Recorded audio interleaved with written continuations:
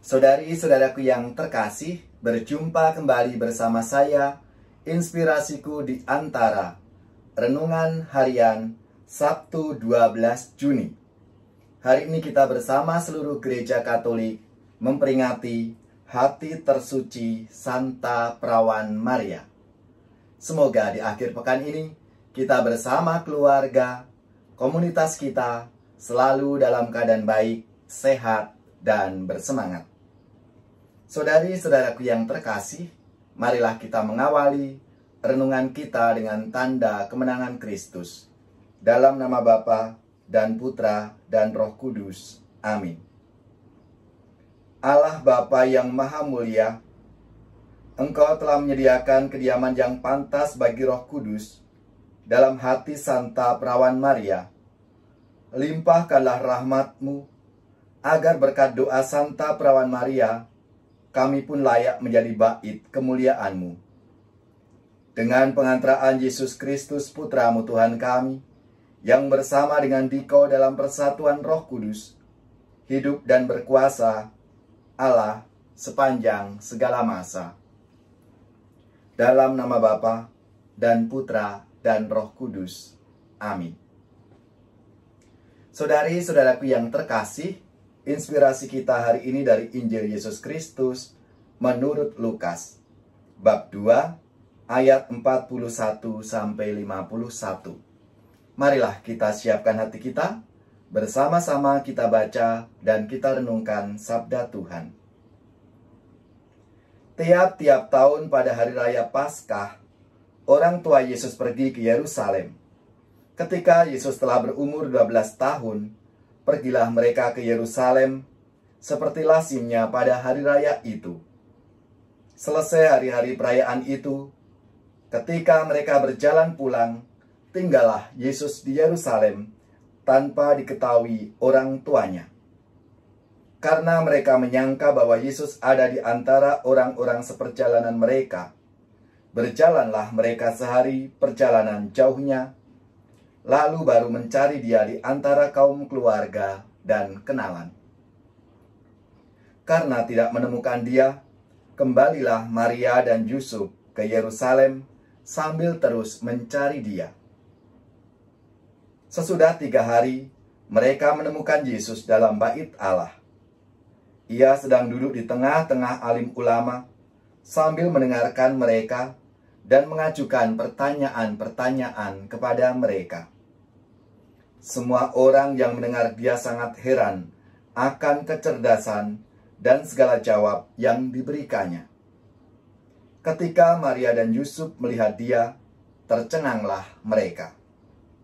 Lalu kata ibunya kepadanya, "Nak, mengapakah engkau berbuat demikian terhadap kami? Bapamu dan aku cemas mencari engkau."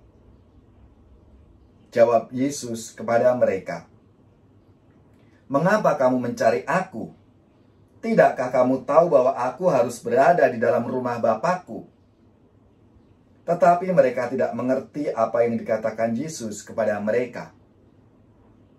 Lalu Yesus pulang bersama-sama mereka ke Nazaret. Ia tetap hidup dalam asuhan mereka, dan ibunya menyimpan semua perkara itu di dalam hatinya.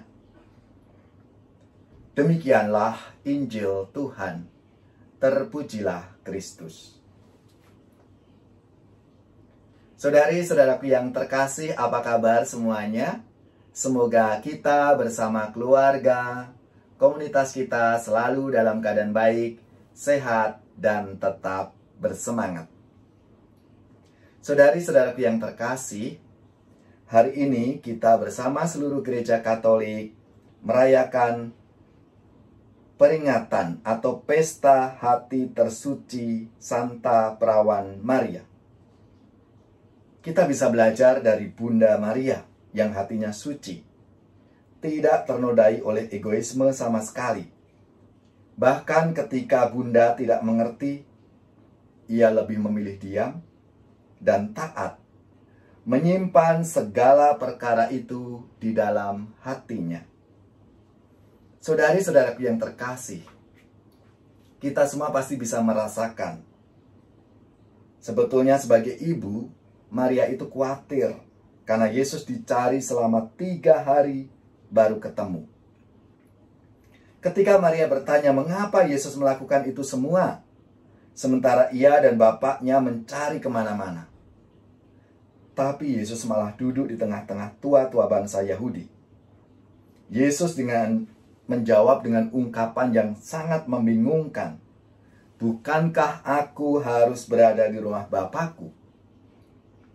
Saudari-saudaraku yang terkasih, Bunda Maria tidak mengerti, tetapi menyimpan perkara itu di dalam hatinya. Saudari-saudaraku yang terkasih, rupanya menyimpan segala perkara di dalam hati itu menjadi penting. Di dalam hatilah Roh Kudus itu bertahta.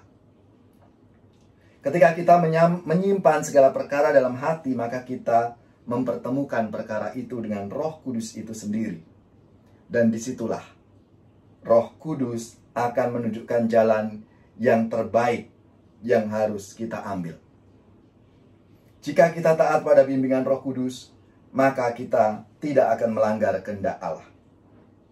Disitulah letak kemurnian hati Bunda Maria. Bunda Maria tidak pernah melawan kehendak Roh Kudus sehingga ia tetap suci. Saudari-saudaraku yang terkasih, sebagai umat beriman, kita perlu meneladani Bunda Maria. Tidak tergesa-gesa bereaksi, tetapi sabar dan menyimpan segala perkara itu di dalam hatinya dulu. Baru kemudian merenungkan dan menemukan kehendak Allah. Sehingga keputusan yang kita ambil berdasarkan bimbingan Roh Kudus. Saudara-saudariku yang terkasih, maka marilah kita diberikan teladan yang sungguh baik. Bunda yang taat akan segala kehendak Allah dalam hidupnya. Kita belajar sehingga kita tidak sekedar mengikuti emosi atau pikiran kita sendiri.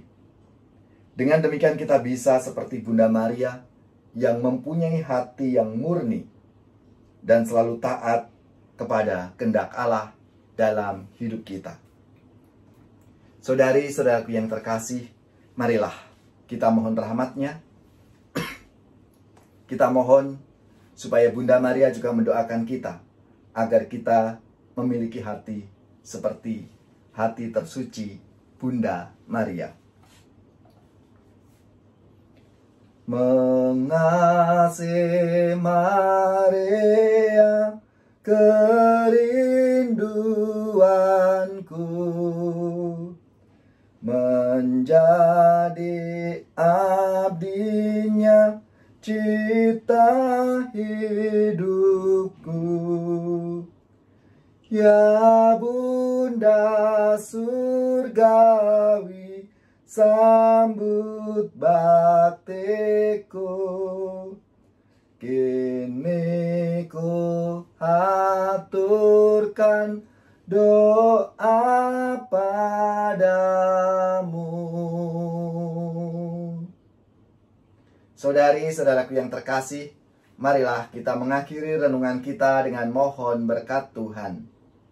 Semoga saudari-saudara sekalian, keluarga-keluarga, orang-orang yang kita doakan, mereka yang sakit, yang menderita, seluruh tugas, belajar, pekerjaan, usaha, serta karya pelayanan kita, dibimbing, dilindungi, dan diberkati oleh Allah yang Maha Kuasa, Bapa, Putra, dan Roh Kudus.